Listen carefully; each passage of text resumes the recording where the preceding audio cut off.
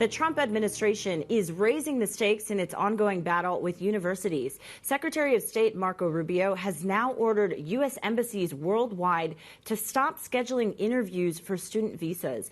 Bloomberg senior editor Derek Wallbank is joining us now. Derek, this is quite significant if this actually continues. Talk about the latest on this battle between the administration and these U.S. universities and what this means for student visas.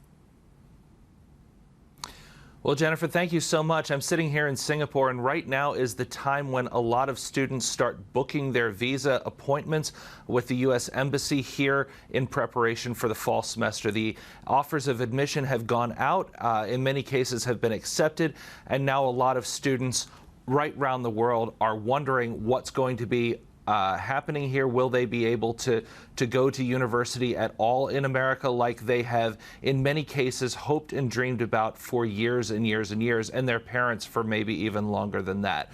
So this is a really big deal. It's hard to overstate the amount of business and political leaders around the world who have been educated in the United States. It is a massive soft power advantage that the U.S. has when it comes to its rivalry around the globe with China, as well as some other nations. It's also been a really big draw for the United States when it comes to importing foreign talent. Some of the best students go to the U.S. for education and then don't leave.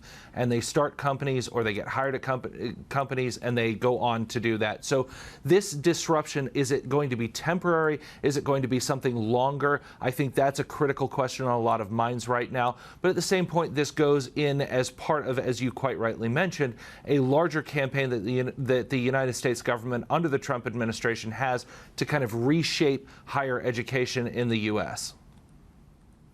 Yeah, and Derek, if you just take a look at even the tuition that is paid by foreign students going to the U.S., it's also a boon for universities and more broadly the industry. Can you just talk about the soft power play, though, Derek, just a bit, and what could that mean for the U.S. moving forward? Well, certainly. Let me sort of take where my feet are planted right now as a great example, right? The Prime Minister of Singapore, elected with a 65% of the vote mandate, he has a degree from Harvard. His predecessor, who never won an election by less than 60%, he has a degree from Harvard. And the president of Singapore, who was elected with 70% of the vote, he also has a degree from Harvard. This is a place where the cream of the crop students aspire to Harvard. That's a place that they want to go. And when you're talking about across, Singaporean society, you take from Harvard to Princeton to Yale to all down the line, you really do get a lot of students. You measure it all in the thousands who come to the United States for education.